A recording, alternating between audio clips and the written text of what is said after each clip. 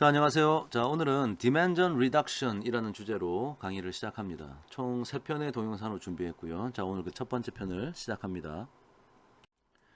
자, 컨텐츠는 다음과 같고요. 자, 지난 시간에 우리가 Similarity Measure를 공부했고, 오늘은 Dimension Reduction에 대한 설명을 좀 할 거고요.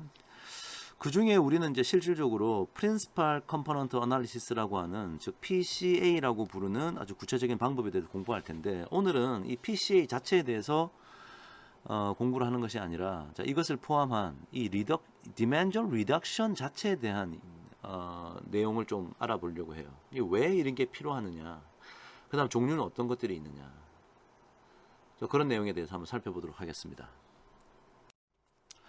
자, 차원 축소, Dimension Reduction. 제가 사진 하나 가져왔는데요. 지금 보시면 사진 속에는 고양이가 한 마리 있죠. 근데 이제 이 사진 속의 고양이는 우리 이제 실제 사회, 우리 실제 이 살고 있는 이 공간 속에 있으니까 이 3차원 공간 속에 있는 어떤 대상이 되는 겁니다. 그래서 이 3차원 공간 속에 있는 고양이를 보고 우리는 이렇게 보면 얘는 옆모습을 보든지 위에서 보든지 보면은 이제 고양이구나를 알아차릴 수가 있어요. 자, 그런데 그 옆에 보시면 지금 그림자가 하나 있어요. 고양이의 그림자가 있는데, 이 그림자는 3차원 공간에서 표현된 어떤 그림이 아니죠. 2차원 공간이죠. 그림자라는 것은 입체적인 모습을 보여주지 않고 그냥 3차원 공간에 있는 고양이가 2차원 공간에 투영된 결과라고 보실 수 있습니다. 자, 그래서 이 아이디어는 어떤 거냐, 우리가 이 대상이 고양이라는 사실을 꼭 3차원에서 봐야 되나? 2차원에 있는 그림자만 봐도 이걸 고양이라고 알아맞힐 수 있지 않느냐. 그 얘기는 3차원 공간에 있는 정보가 2차원 공간 속으로, 이게 우리가 이게 사형, 프로젝션이라는 말을 쓰는데요. 프로젝션. 제가 사형이라고 했습니다. 뭐 어떤 사람들은 투형이라고 하는데 뭐 정확한 표현은 사형이 맞는 것 같아요. 그래서 3차원 공간 속에 있는 고양이를 2차원 공간 속으로 사형을 시켜서 우리가 이제 2차원을 보고 2차원 공간 속에 있는 이런 그림자를 보고 고양이인지 알아맞히겠다. 그러면 이제 정보가 이렇게 사형을 통해서 디멘전이 축소가 된 거죠. 자, 그래서 저는 방금 고양이 사진 같은 경우는 3차원을 2차원으로 줄이는 과정을 제가 지금 말로 설명한 겁니다. 근데 이제 실질적으로 우리가 현실에서 가지고 있는 데이터는 3차원이 아니라 P차원 공간의 데이터죠. 우리가 이제 컴퓨터 엑셀 표에 X1부터 XP까지의 변수가 있으면, 즉 P개의 피처가 있으면 그건 P차원 공간에 있는 데이터가 되는 거예요. 그리고 관측지가 N1부터 NN까지 뭐 여러 개가 있다고 한번 해봅시다. 자, 여기서 이제 우리가 뭐 데이터를 핸들링하는 어떤 수학적인 모델을 만들 텐데, 그 모델의 차원, 즉 디멘셔널리티라는 것은 한마디로 말하면 이 독립 변수의 수가 되겠습니다. X 피처들의 수가 된다는 거죠. 근데 왜 우리가 이거를 차원을 축소시키려고 하느냐 한번 생각해 보면, 이 어느 한 특정한 관측치를 설명하기 위해서 P개의 퓨처가 지금 사용되고 있지만 이게 다 필요한 건 아닐 거라고요. 불필요한 변수가 이용되고 있을 겁니다. 그러면 우리가 어떤 수학 모델을 만드는데 이런 불필요한 피처, 변수들, 즉 베리어블들을 사용하게 되면 우리가 앞에서 공부했던 그 우리가 만든 수학 모델에 오버피팅 현상이 일어날 수 있죠. 즉 문제가 복잡해지는 거야. 너무 에브리 디테일을 다 신경 쓰다 보니까 오버피팅의 문제가 일어난다. 자, 그렇게 되면 모형의 정확도와 신뢰도가 약화가 될 것이다. 그리고 이게 숫자가 너무 많아지니까 계산 비용, 컴퓨테이션 타임이 되게 늘어나요. 계산 비용이 증가된다 이렇게 말할 수 있겠죠. 그 다음에 고차원이 되면 눈으로 볼 수가 없어요. 시각화가 안 되겠죠. 자, 이런 것 때문에 우리는 차원을 줄이려고 하는 겁니다.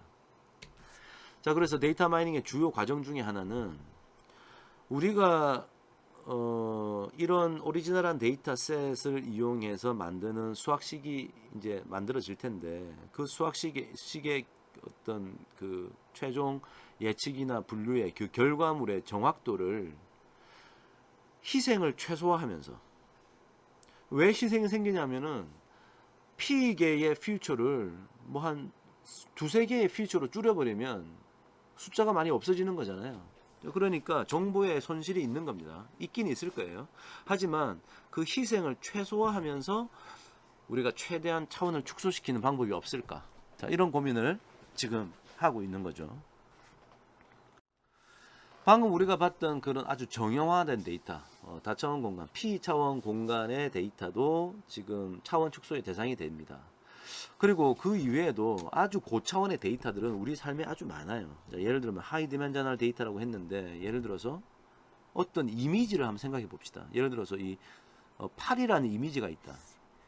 이게 이미지로 팔인데 원래 이제 여기다가 이제 이렇게 팔이라고 이제 적혀 있는 거 아닙니까? 바탕은 까만색이고 글씨가 있는 곳이 이제 하얀색으로 되어 있는데, 예를 들어 필기체로 팔이라 적었다. 그럼 이거는 사실은 데이터로는 어떤 형태의 데이터냐면, 이 옵저베이션은 이게 만약 1번 데이터다. 그러면 이거를 우리가 픽셀이라는 걸로 쪼개는 거예요. 이렇게 픽셀로. 그 다음 여기도 픽셀로 쪼개가지고, 첫 번째 이 픽셀에는 어떤 글씨가 안 적혀 있는 거죠. 그러니까 x1에는 0인 거야. 그 다음에는 얘가 x2, x2도 0이고, 이렇게 가다가 x3, 4, 5, 6, 7, 8, 9 하다 10 되니까 x 10번이 되니까 뭔가 이게 칠이 뭐 색깔이 칠해져 있네. 그러니까 이 픽셀의 사이즈를 작게 하면 그 픽셀의 색깔이 진하냐 연하냐 뭐 이런 이슈가 되는 거예요. 그래서 색깔이 그 픽셀이 어떤 뭐 이렇게 무늬가 있다. 그래서 그 색깔이 진하다면 숫자가 뭐 250 뭐 1 뭐 이런 식으로 숫자가 크게 있는 거죠. 그 다음 픽셀 즉 X11번에도 지금 여기 뭔가 적혀져 있으니까 뭐 만약에 연하게 돼 있다면 193 이렇게 돼 있을 거고요. 그 다음에 또 아무것도 없네요. 그럼 X12는 0 뭐 이런 식으로 쭉쭉 가는 거죠. 만약에 이게 8개고 이게 8개라면 8864 X64번까지가 어떤 숫자로 들어있는 겁니다. 자, 그럼 뭐예요? 이 이미지 하나는 64차원 공간에 있는 다차원 데이터죠. 자, 그렇게 생각하는 거예요. 그래서 우리가 이미지가 이렇게 있는데 이미지 하나하나가 아주 다차원 공간의 데이터다. 자, 이것을 내가 만약에 여러분 이렇게 그림을 그렸다. 자, 이 그림은 여기 있는 점 하나 있죠. 이 점 하나가 여기 있는 0이라는 숫자 하나예요. 이렇게. 이런 거예요. 그러니까 64차원에 있는 데이터를 1차원, 2차원이라고 하는 Z1, Z2라고 한번 불러볼까요? 2차원 공간에 사형을 시킨 거죠. 64차원 데이터를 이걸 지금 어떻게 바꿨다고? observation 1번은 Z1과 Z2로 무슨 숫자로 이렇게 차원을 축소시킨 결과라고 볼 수가 있는 겁니다. 그렇게 해놓으니까 우리가 시각화가 가능하죠. 그죠? 그래서 이 축소를 잘 시키게 되면 정말 같은 0이라는 숫자 하나 둘 셋 뭐 지금 여기 0이라는 숫자가 많이 있는데 다 동일하지가 않아요. 조금씩 다르죠. 이게 여기 점 찍히고 여기 점 찍히고 여기 점 찍히고 이런 식으로 점이 찍힐 수 있다. 그리고 이제 축소를 잘 시키고 나면 같은 0이라는 숫자는 같은 동네에 이렇게 모여 있고요. 3이라는 숫자는 여기 모여 있고요. 뭐 2라는 숫자가 또 여기 모여 있고요. 자, 이렇게 오리지널한 그 64차원 공간에 있는 그 정보가 2차원 공간에 잘 사용이 되었다. 이렇게 볼 수 있는 거죠. 뭐 이런 하이 디멘셔널 데이터는 뭐 그뿐만이 아니라 우리가 이런 걸 뭐라 부르냐면 뭐 이렇게 펑셔널 데이터라고도 부르고요. 펑셔널 데이터 한마디로 타임 시리즈 데이터 같은 거예요. 뭐 타임 시리즈 데이터라고 불러도 상관없고요. 그 다음에 뭐 프로파일 데이터 뭐 학계에서는 여러 가지 이름으로 불리고 있습니다. 그래서 이런 데이터들이에요. 한마디로 지금 뭐 이렇게 왔다 갔다 하는 이게 데이터 이게 하나의 옵저베이션인 거죠. 그 다음 두 번째 이 파란색 지금 뒤에 가려져서 안 보이지만 이게 파란색 데이터도 이렇게 뭐 파란색 데이터가 또 있을 거고요. 옵저베이션이 여러 개 있는 거예요. 근데 지금 예를 들어서 이렇게 됐다가 이렇게 됐다가 뭐 이렇게 됐다가 뭐 이런 타임 시리즈 데이터가 있다. 펑셔널 데이터가 있다. 자, 이것은 여기를 x1, x2 닷닷닷 여기를 뭐 x 뭐 지금 얼마까지입니까? 1400이네. 1400까지 있으면 이렇게 표현할 수 있는 거예요. observation 1번은 x1은 뭐 숫자가 뭐 17.6이고 x2는 뭐 0.1이고 뭐 x3는 이런 식으로 해서 x 1400까지 있는 숫자가 있는 다차원 공간 데이터죠. 두 번째, 세 번째 observation이 계속 있는 겁니다. 그래서 이 다차원 공간 데이터를 지금 어떻게 했냐면 여기 지금 뭐 스코어를 좀 PC1, PC2라 불렀는데 하여튼 뭐 Z1 축, Z2 축이라고 한번 불러봅시다. 하나의 요 펑셔널 데이터가 타임 시리즈 데이터가 여기 점으로 하나가 이렇게 탁 찍힌 거예요. 자, 2차원으로 사용된 결과죠. 그래서 지금 하여튼 다차원 공간에 1400차원의 1400차원 공간에 있는 observation을 Z1, Z축 2차원 공간으로 사용시키는 결과다. 그래서 여러 observation을 지금 다 점을 찍어서 나중에 뭔가 또 다른 일을 할 수 있겠죠. 자, 또 하이디멘저널 데이터는 텍스트 데이터도 마찬가지입니다. 텍스트, 문서 같은 거죠. 자, 이거는 이제 하나하나가 다큐먼트 1, 이게 다큐먼트 2, 이렇게 다큐먼트 3 이렇게 있는데 다큐먼트엔 글이 막 적혀 있을 거 아니에요. 이메일이나 편지 같은 거 뭐 서류를 한번 생각해 보세요. 그러면 이 나중에 우리가 텍스트 마이닝이라는 주제를 이제 공부를 할 텐데 이거는 지금 어떻게 생긴 거냐면 이렇게 생각할 수 있어요. observation 첫 번째 예를 들어 document 1은 이거를 나중에 우리가 어떤 방식을 사용하건 간에 x1 다다다다다 뭐 x 뭐 2만까지의 2만 차원의 데이터로 바꾸는 거예요. 그러니까 대표적인 예 중에 하나는 예를 들어서 x1은 단어 단위로 바꾸는 거지. 예를 들어서 x1은 school이라는 단어다. x2만은 예를 들어서 book이라는 단어다. 그러면 첫 번째 다큐멘트에 school이라는 단어가 몇 번 나타났나? 안 나타났다. 짜짜짜 하다가 book이라는 단어가 몇 번 나타났냐? 5번 나타났다. 자, 이런 식으로 표현하면 이런 텍스트라고 하는 비정형화된 데이터가 정형화된 데이터로 바뀐 거죠. 우리가 이런 걸 이제 벡터라이제이션 한다. 벡터라이제이션을 한다. 벡터화 시킨다는 뜻이에요. 자, 이렇게 이제 만들 겁니다. 자, 그러고 나면 원래는 2만 차원의 데이터인데 어떻게? 이걸 내가 Z1 축과 Z2 축으로 눈에 가장 보기 좋은 게 2차원이니까 Z1 축, Z2축으로 했더니 다큐멘트 1이 예를 들어서 지금 이건 예제인데 여기에 점이 찍혔네. 이게 다큐멘트 1이고 다큐멘트 2는 여기에 있고 다큐멘트 3는 뭐 어디 갔습니까? 여기에 있고 뭐 이런 식으로 표현을 할 수 있다는 거지. 그러면 비슷한 다큐멘트 1번과 3번 다큐멘트가 비슷하구나. 4번과 6번 다큐멘트가 비슷하구나. 뭐 이런 식의 얘기를 할 수 있겠죠.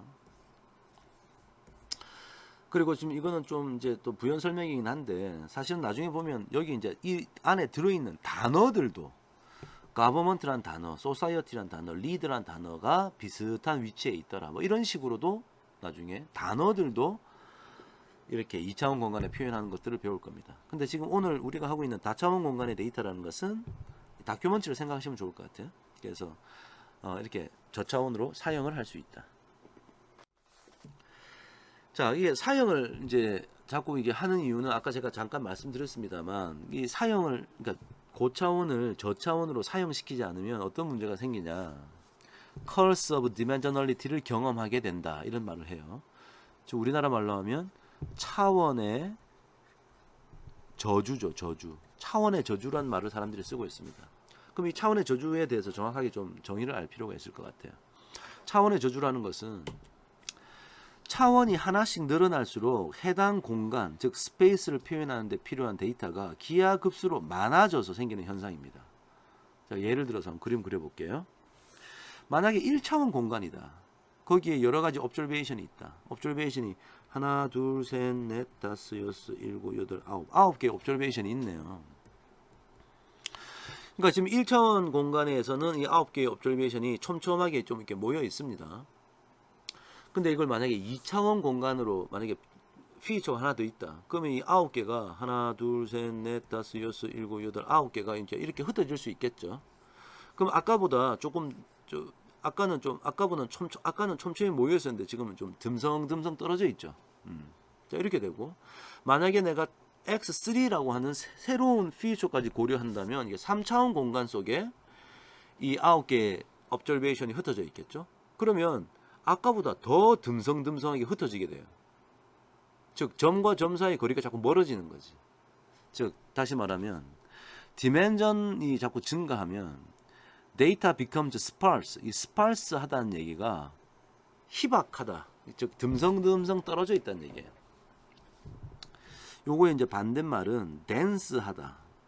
촘촘하게 밀집되어 있다는 용어를 이제 나중에 우리가 쓰게 될 텐데요. 데이터가 스파르스해지면 어떤 일이 되느냐? 데이터 포인트들 간의 거리가 멀어져. 벌써 거리가 좀 아까는 촘촘하게 붙어 있었는데 지금 거리가 이렇게 되게 이제 멀어졌잖아요. 이렇게 멀어지더라. 그러면 데이터들이 가지고 있는 그 패턴을, 즉 패턴을 발견하기가 어려워져요.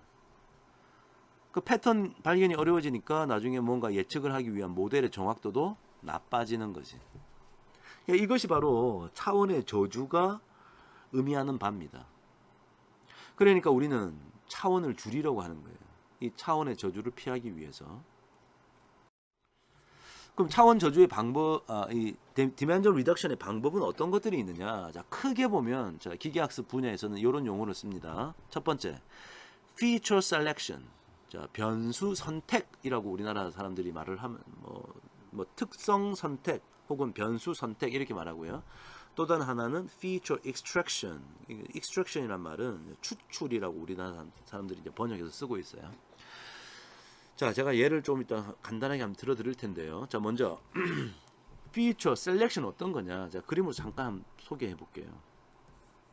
observation 1, 2, 3 이렇게 막 있는데 x1, x2, x 뭐 100까지 있다. 자, future 선택은 어떻게 하자는 거냐? 100이라는 퓨처가 너무 많으니까 이 observation을 몇 개의 소수의 퓨처들만 사용하자. 예를 들어서 x37번하고 x59번만 사용해서 2차원 데이터로 만들어 버리자. 뭐 이런 아이디어예요. 그러니까 뭐 장점은 나중에 이제 새로운 이렇게 데이터셋이 만들어졌을 때 이 x37이 뭔지 정확하게 뜻을 알고 있죠, 우리가. x59가 뭔지 정확하게 알 수 있으니까 선택한 변수의 해석이 용이합니다. 근데 단점은 변수 간의 상관관계의 고려가 어렵다. 상관관계의 고려가. 아니 그러니까 이게 뭐 x1은 x 뭐 59분하고 관계가 있고 x2는 x100하고 관계가 있고 막 이렇게 막 관계가 있을 텐데 안에 이렇게 복잡하게 관계가 엮여져 있을 텐데 그냥 툭 잘라 가지고 그냥 몇 개만 단독으로 이게 사용하는 거니까 이게 두 가지 예를 들어서 두 가지 변수를 그러니까 상관관계 고려가 어려워져서 사실은 상관관계로부터도 우리가 많은 어떤 정보를 얻을 수 있을 텐데 그것을 사용하지 못하는 단점이 아쉬움이 있다. 자, 이렇게 생각하면 될 것 같고요. 자, future extraction은 자, 이걸 어떻게 하겠다는 거냐면 이렇게 하겠다는 거예요.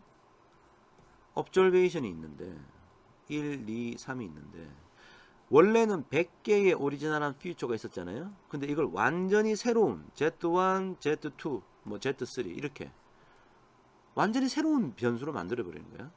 그럼 이 Z1은 도대체 뭐냐? 이거 알고 보면 3x1 더하기 2x2 더하기 더하기 뭐 5x100 뭐 이런 식의 오리지널한 변수의 어떤 조합으로 뭐 꼭 이렇게 이런 수학식이 될 필요는 없습니다만 기존의 오리지널한 피처들을 다 사용해 가지고 새로운 피처를 만들어낸다. 자, 이게 바로 feature extraction이에요.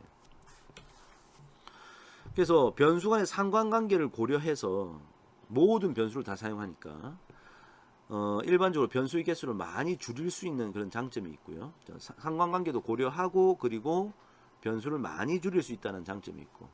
근데 단점이 있다면 뭘까요? x1의 뜻을 알 수가 없어. 왜냐하면 z1의 뜻을 알 수가 없다. x1이 무엇인지 알고 x2가 무엇인지 알고 x100이 무엇인지는 알지만 3x1 더하기 2x2 더하기 더하기 5x100이 무엇을 의미하는지는 알 수가 없어. 그래서 해석이 어려워져요. 뜻이 없어지는 거지. 그래서 뭐 우리는 physical meaning이 사라졌다. 뭐 이렇게 얘기를 하기도 하는데 해석이 어려운 단점이 있다. 자, 그래서 각각의 뭐 장단점이 있습니다. 자, 그래서 이제 구체적으로 이제 어떤 기법들이 있느냐? future selection이 있고 future extraction이 있는데 이게 목적에 따라서 내가 지금 supervised learning problem을 푸는 것이냐 아니면 unsupervised learning problem을 푸는 것이냐에 따라서 여러 가지 기법들이 개발되어 있어요. 그래서 지금 이거 하나하나를 다 일거수일투족 읽는 것은 좀 의미가 없어 보이는데 뭐 한 번만 읽어볼까요? supervised learning에서 뭐 information gain이라는 뭐 컨셉, 뭐 stepwise regression, lasso, genetic algorithm 이런 것들을 사용하면 변수 선택을 할 수 있습니다. 변수 추출은요, partial least squares라는 방법, 그다음에 linear discriminant analysis라는 방법, 뭐 이런 것들을 통해서 변수를 추출할 수 있어요. unsupervised learning 같은 경우에는 우리가 지금 좀 이따 공부할 PCA를 이용해서 PCA 로딩 값을 이용해서 변수를 선택하는 아이디어가 있는데 지금 아직 여러분은 PCA가 뭔지도 모르니까 이게 무슨 말인지 모르겠죠. 그리고 unsupervised learning의 문제를 해결할 때 feature extraction의 가장 대표적인 기본적인 방법이 바로 PCA입니다. Principal Component Analysis. 자, 우리는 이 빨간색으로 해놓은 이것을 좀 이따가 우리가 실제 한번 정확하게 이해를 하고 활용을 해 볼 거고요.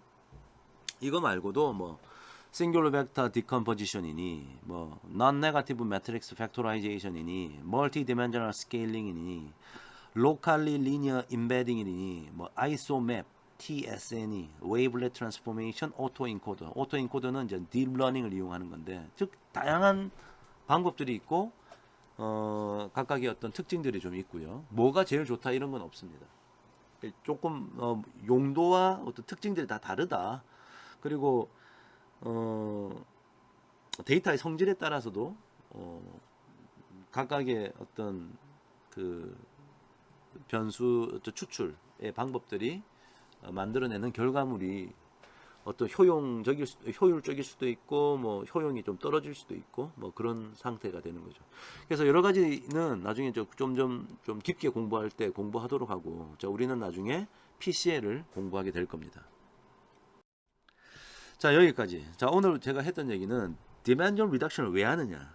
dimension reduction은 curse of dimensionality를 좀 피하기 위해서 한다. 그래서 curse of dimensionality가 뭔지도 좀 살펴봤고요. dimension reduction의 큰 두 가지 갈래는 feature selection과 feature extraction이다. 그리고 그 안에는 supervised learning, unsupervised learning이라고 하는 목적에 따라서 다양한 기법이 있다. 자, 여기까지 얘기를 했죠. 자, 오늘 여기까지 하고요. 자, 다음 시간에 좀 이어서 더 디테일한 얘기를 하도록 하겠습니다. 자, 오늘 여기서 마칠게요. 수고하셨습니다.